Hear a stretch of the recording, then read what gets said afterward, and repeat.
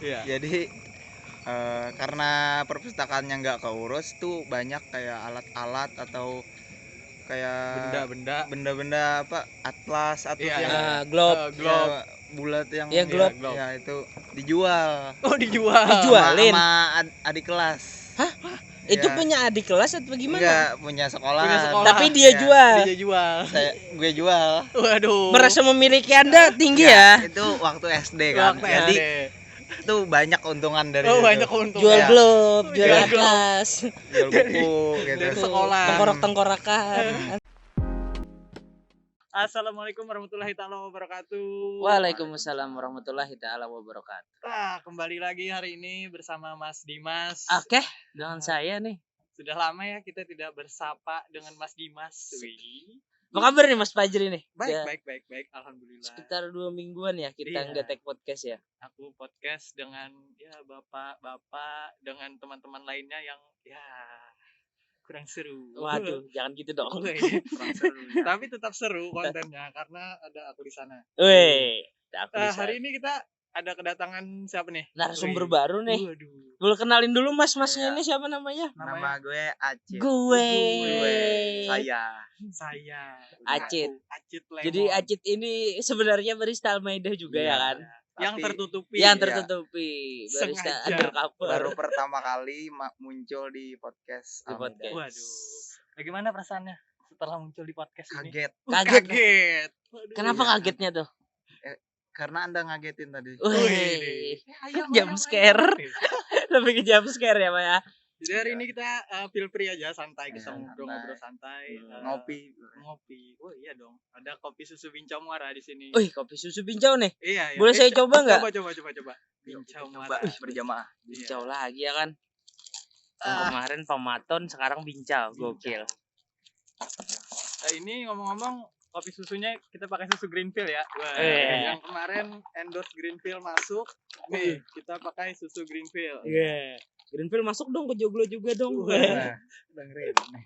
Jangan. Katanya Greenfield ini memang susu terbaik ya. Iya, terbaik sedunia. Sedunia ya. Iya. Greenfield pokoknya. Terbaik. Jangan merek lain.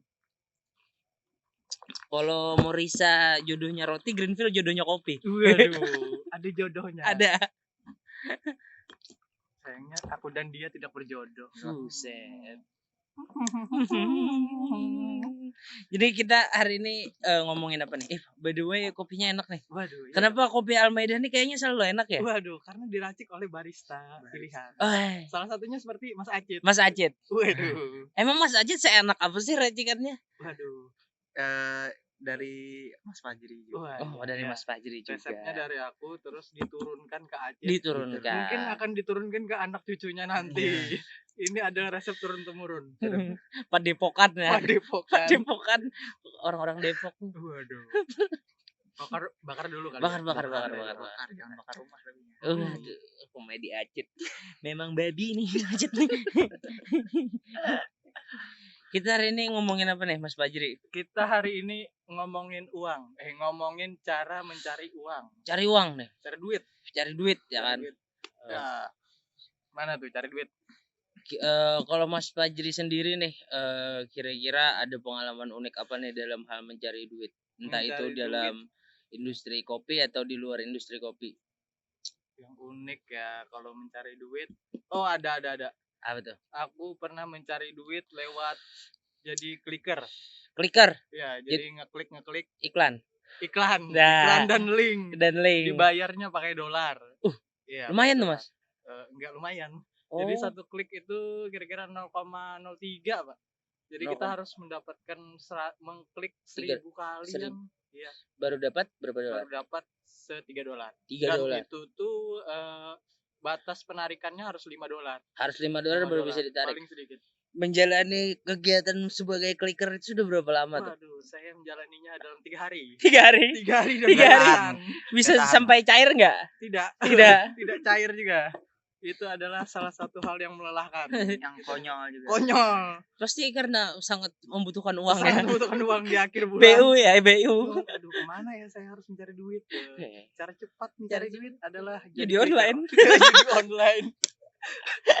Wah, judi online juga pernah saya lakukan ya. Judi online pernah, Mas? Pernah judi online. Astagfirullahaladzim. Ya, saya sangat berdosa. Jadi linknya ada di bawah. Judi online di Pragmatic. Pragmatic. Iya tuh, Pragmatic, tolong.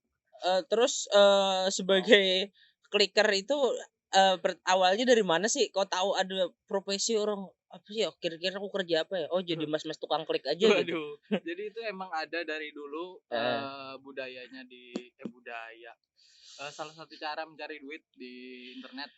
Jadi caranya ngeklik itu link biar yang diklik itu engagementnya cepat naik gitu. Cepat naik. Kalau biasanya yang sebagai clicker nih, yang link yang diklik itu link apa sih? Biasanya link-link jualan. Jualan ya. Website. Dulu kan belum ada kayak Shopee, Tokped belum ada. Jadi link website biasanya. Blog. Link Mbak Cina. Link. Aduh. Link. Kalau Mas Dimas nih, apa nih? Kalau aku tuh yang unik. Sebenarnya aku tuh dari kecil udah jualan. Wah, jualan. Dagang. Waktu SD tuh aku pernah jualan donat. Donat. Jadi gini. Donat yang pakai gula halus gitu, donat kampung tuh. Oh, donat yang pakai gula halus. Ya kayak yang kayak bedak. Iya. Putri salju gitu. Bukan, kalau putri salju. Ya sejenis kayak putri salju pakai gula halus. Pakai gula halus. Ya. Gula tepung. Gula tepung warna putih. Iya, warna putih. Ya itu. Jadi gini, kalau di rumahku waktu di kandangan tuh, waktu SD di belakang tuh ada sekeluarga perantau gitulah. Jadi yang suami nih tukang beca, terus yang istri bikin empe-empe sama bikin donat. Waduh. Jadi aku tuh kalau bikin jadi aku beli donatnya, masukin dalam toples biar tetap panas, aku bawa ke sekolah. Oh, reseller. Waduh. Lebih ke reseller donat. Iya bener, reseller donat tuh. Sejak dini. Dan kenapa aku berani ngejual donat itu karena emang enak tuh bikinannya, donatnya. Satu donat itu aku inget banget dulu tuh untungnya cuma 200 rupiah. 200 rupiah.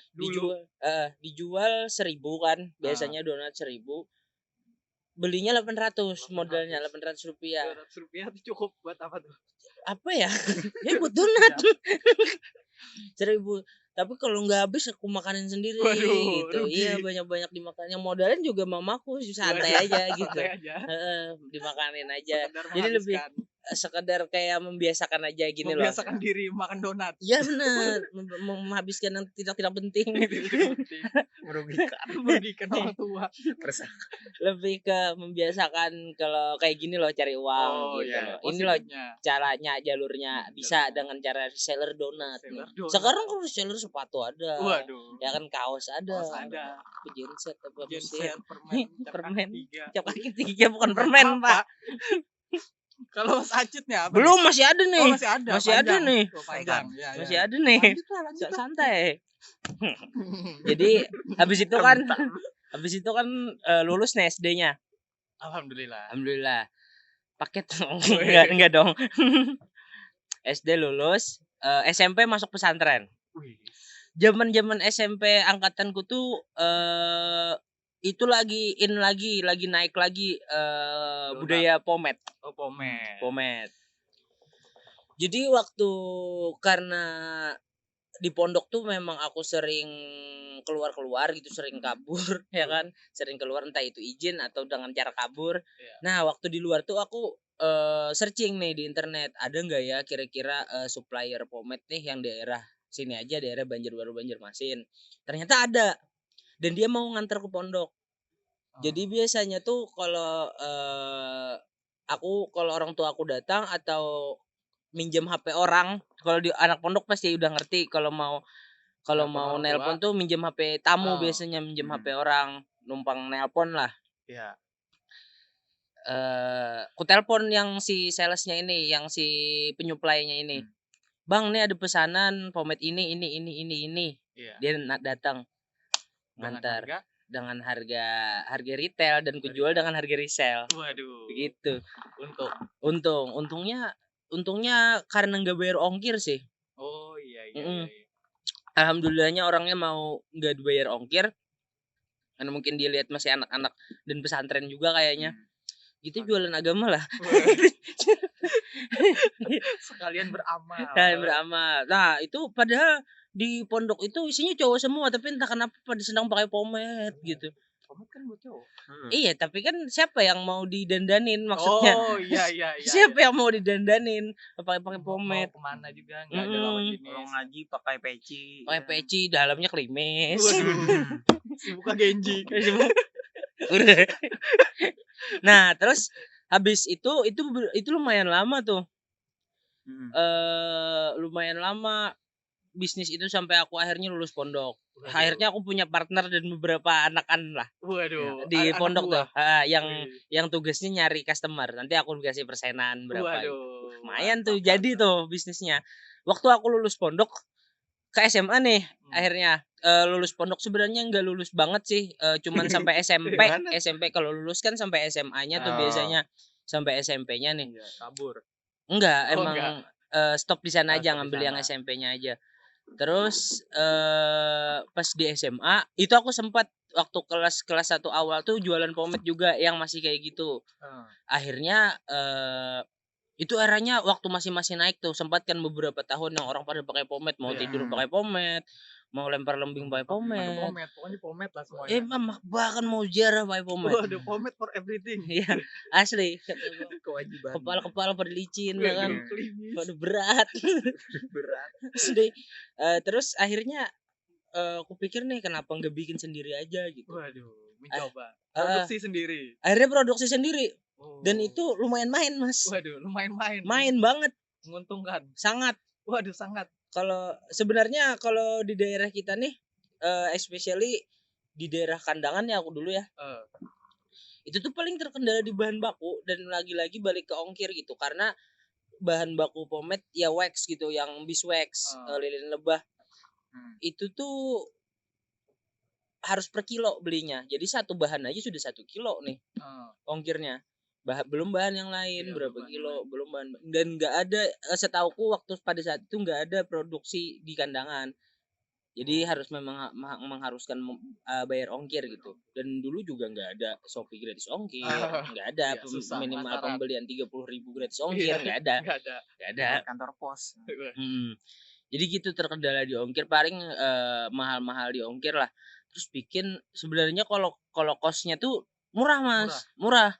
Penjualannya waktu itu kalau waktu lagi naik-naik tuh kan pomade tuh, kalau pomade ada beberapa jenis pomade yang harganya memang tinggi banget nih. Berapa tuh? Yang bisa sampai 500, ada 500. Sampai 200, 300 tuh ada beberapa brand pomade.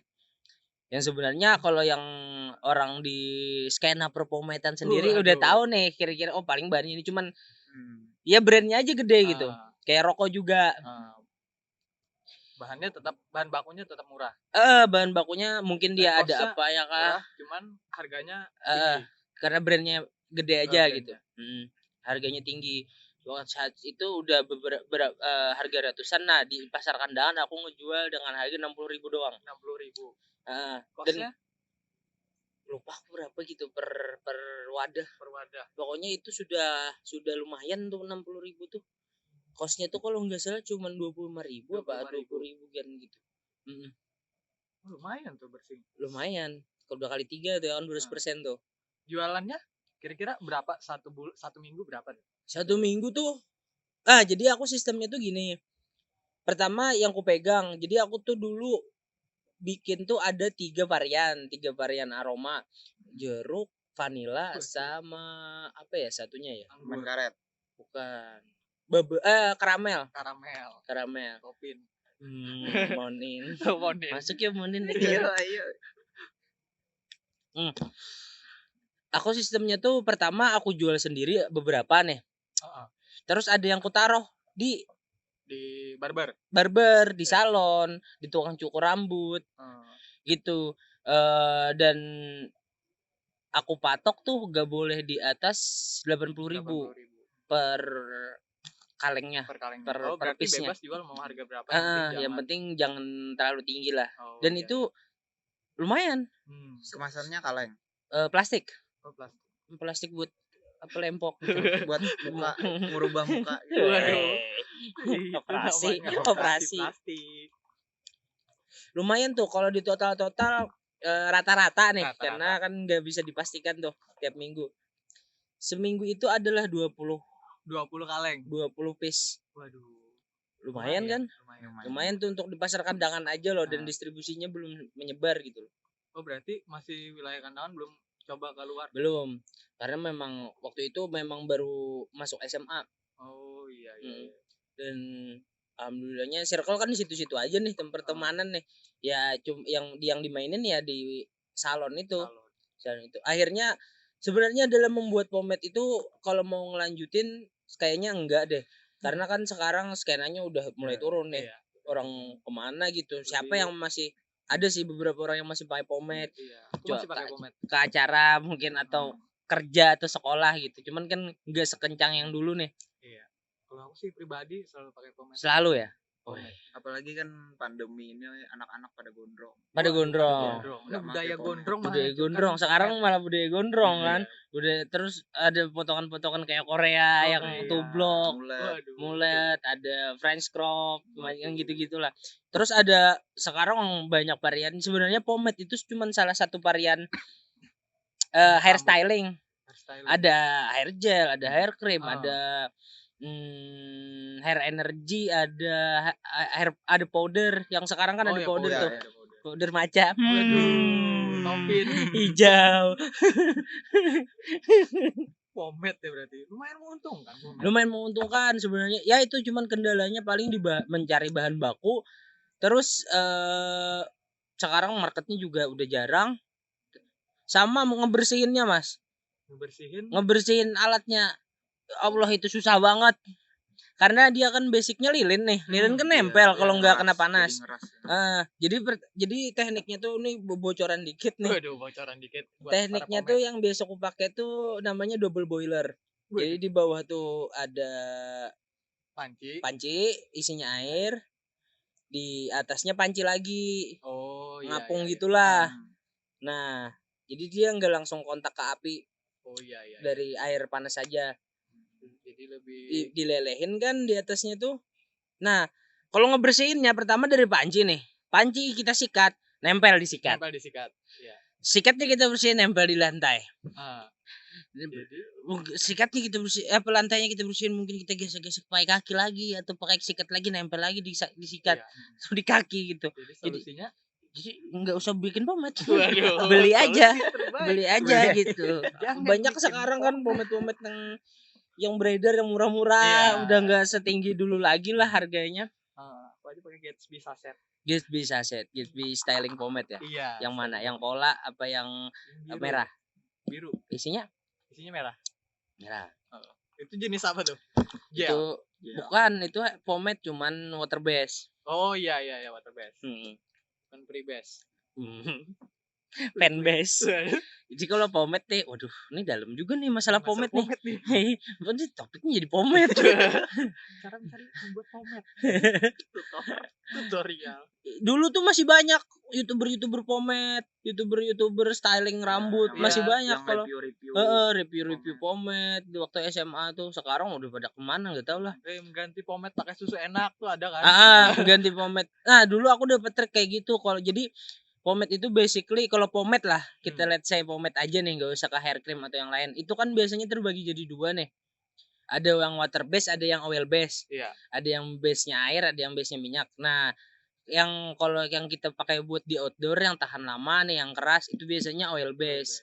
Dia jauh lebih kuat, jauh lebih tahan lama, cuman kekurangannya susah dibersihin. Kalau yang water base itu ya buat orang-orang kantoran yang di dalam, yang di indoor. Buat yang kena AC, adem lah pokoknya. Yang enggak terlalu membutuhkan strong, yang begitu kuat gitu maksudnya.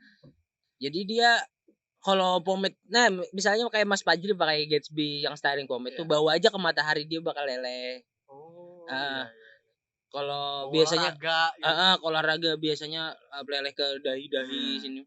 Itu kalau oil base. Cuman untungnya kalau water base tuh gampang dihilangin. Satu kali keramas dia udah hilang pakai sampo. Jadi dulu mensiasatinya pomade oil base nih, biasanya aku tuh keramas pakai sunlight. Waduh. Iya. Beneran sunlight. Pakai sunlight. Dia kan menghilangkan lemak tuh. Waduh. Sunlight. Jadi saya mandi pakai sunlight. Lama-lama kurus, hilang lemak. Hilang lemaknya. Gimana dong? Solusi ya. Ada juga kayak aku nih contohnya. Pribadi. Dulu pernah pakai pomade waktu SMP. Dulunya lurus rambut gue. Rambutku. Nah, pas udah keterusan pakai pomade jadi keriting. Oh, berarti ngaruh ke rambut. Ngaruh banget. Malah beberapa orang yang memang kulit entah kulit kepalanya atau rambutnya enggak terbiasa pakai pomade itu bisa jadi sakit kepala. Kalau aku aja pribadi yang dulu sering pakai pomade terus sempat stop nih. Ini aku misalnya tiba-tiba pakai pomade itu bisa sakit kepala aku nih. Karena berat kalau pomade, apalagi oil base, berat di kepala, panas, lembab gitu. Jadi kayak lepek gitu kan, walaupun shiny gitu. Kalau kata orang pomade itu shiny, mengkilap. Kayak lepek gitu akhirnya. Gitu. Kalau Mas Ajit nih ada pengalaman apa dalam hal mencari duit nih? Cari duit. Pengalaman waktu SD ya. Kalau yang dulu-dulu nih. Waktu SD itu pernah di perpustakaan jualan buku. Malah. Jadi di perpustakaannya itu agak sudah kusam gitu. Kadang enggak terurus. Ntar dulu nih, ini perpustakaan sekolah apa perpustakaan daerah? Perpustakaan sekolah. Iya. Jadi jadi CS gue nih. Teman satu Counter Strike. Ya, satu orang kan. Jadi karena perpustakaannya nggak keurus tuh banyak kayak alat-alat atau kayak benda-benda apa atlas atau globe bulat yang globe. Ya itu dijual. Dijualin sama adik kelas. Hah? Itu punya adik kelas atau gimana? Enggak, punya sekolah. Tapi dia jual. Gue jual. Waduh. Merasa memiliki Anda tinggi ya? Itu waktu SD kan. Jadi itu banyak keuntungan dari banyak keuntungan. Jual globe, jual atlas, jual buku gitu. Dari sekolah. Tengkorak-tengkorakan. Pas ketahuan udah vakum. Rehat. Kita break dulu nih. Perdagangan ilegal ini. Ilegal. Black market. Wah, kriminal ya.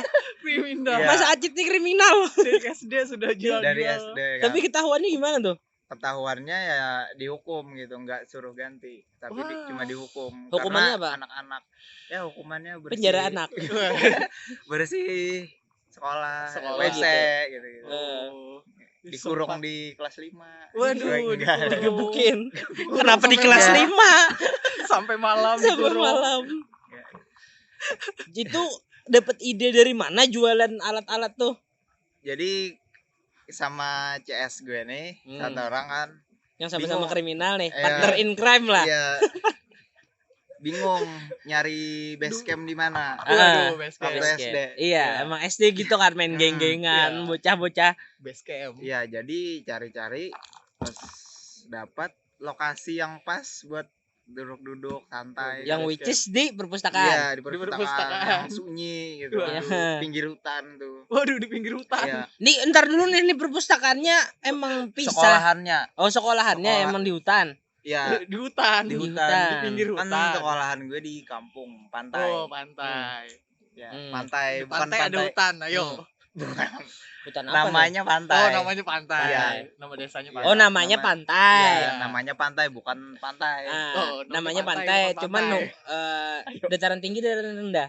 Dataran tinggi itu. Oh, dataran tinggi, pantas. Bisa nanam guys ya. Ya. Terus kayak apa lanjut? Kan di sebelah hutan tuh, jadi sunyi. Jadi duduk-duduk di situ bingung nih.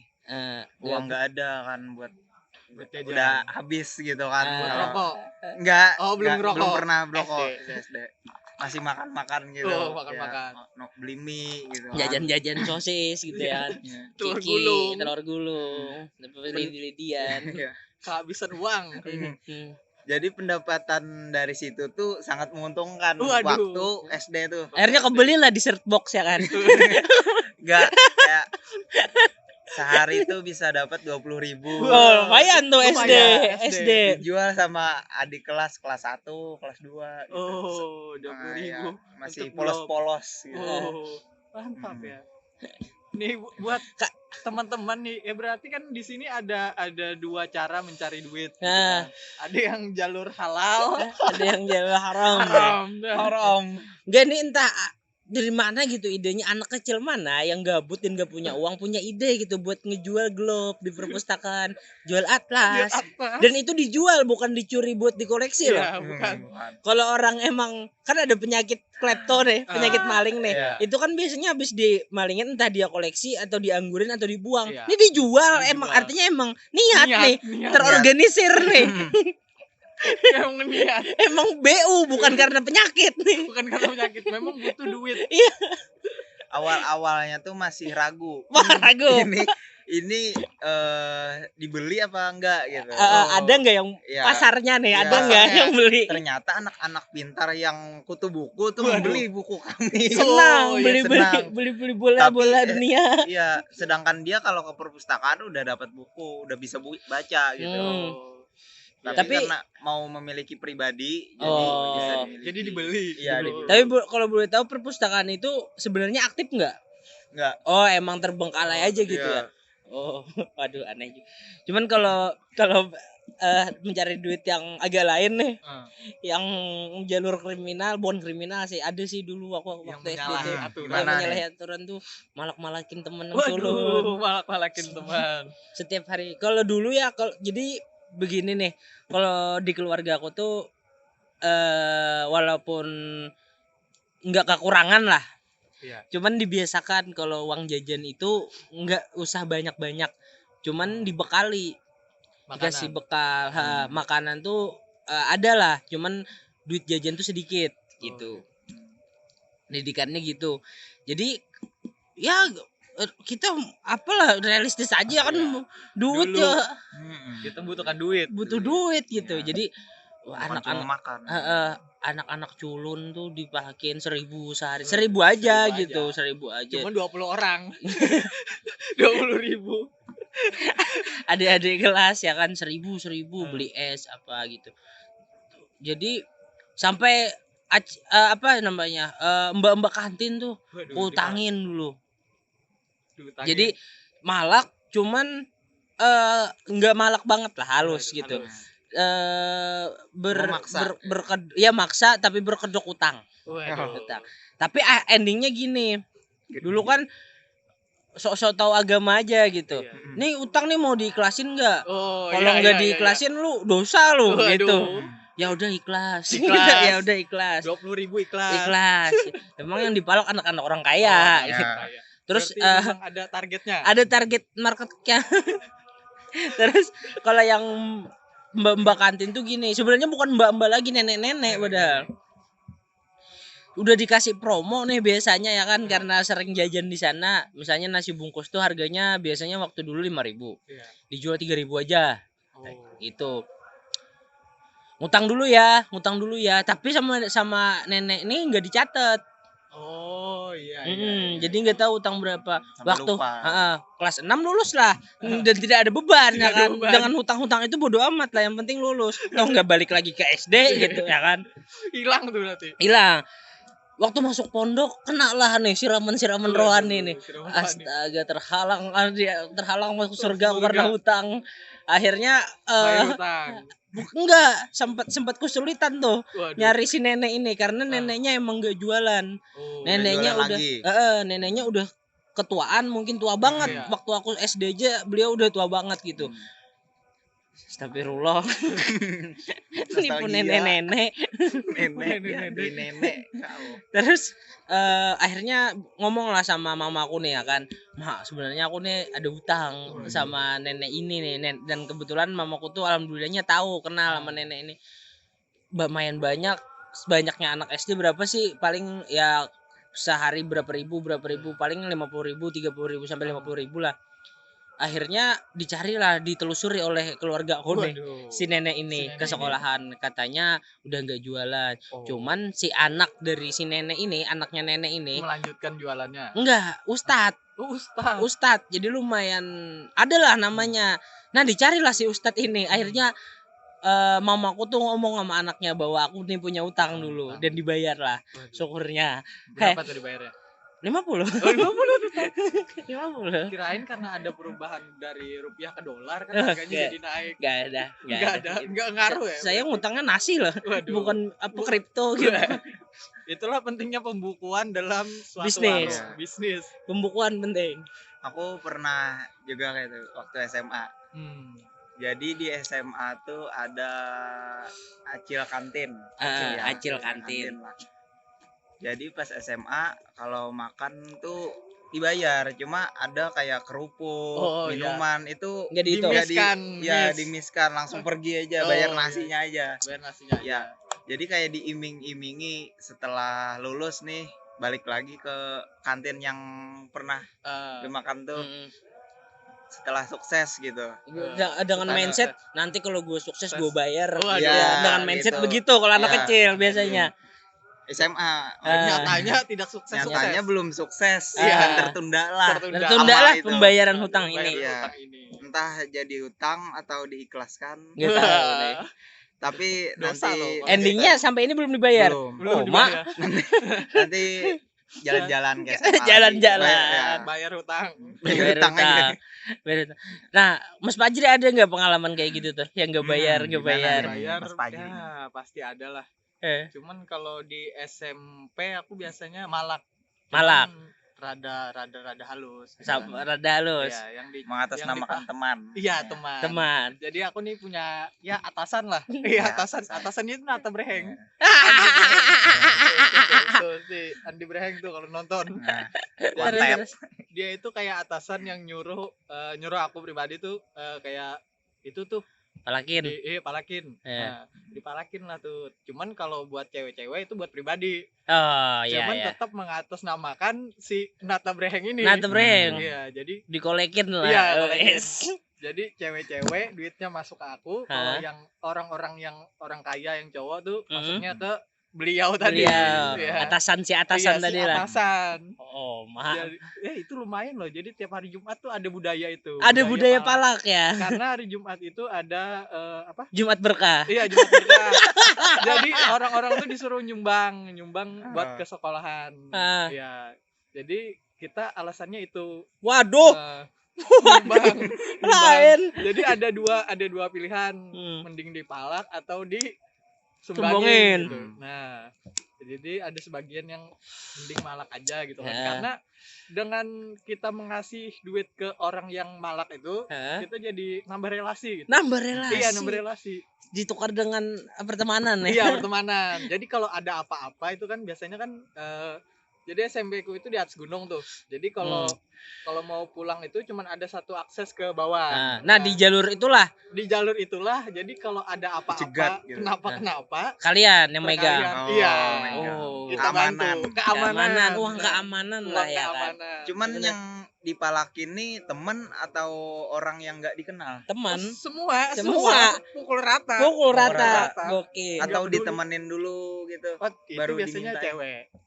Jadi kita dekat dulu, baper. Baper palak. Ya. Bukan ditembak, dipalak. Diporotin. Kita SMP lumayan ganteng gitu. SMP ya. Jadi lumayan menjual. Tampang. Idola adik kelas. Idola adik kelas. Sebenarnya preman gak harus ganteng sih. Cuman yang anehnya malah yang banyak ngasih itu kalau cewek malah kakak kelas. Kenapa tuh? Kalau biasa kan anak miskin nih. Yang biasa tuh kan cuman ngasih 1.000, 2.000. Kalau itu mungkin 5.000, 10.000. Wah, kakak kelas, men. Kakak kelas. Itulah. Jadi jangan target pasarku bukan anak-anak yang di bawah. Bun ecek-ecek lah. Ecek-ecek. Bukan kriminal ecek-ecek deh. Kita mainnya kelas kakap. Nah, kalau aku tuh alhamdulillahnya ya kan dari kecil gak pernah tuh yang kayak gitu. In case nggak lupa ya. Nggak pernah yang misalnya kayak makan gorengan atau makan pentol tuh makannya segini bayarnya segini. Nggak pernah. Cuman dulu kita ada pemalakan berembel-embel upah juga. Waduh. Waktu SMA tuh jadi apalagi kelas 3 SMA. Dulu ada SMA juga nih yang dulu lumayan berpikir lah. Kembali lagi tadi kayak didikan tadi uang saku kecil.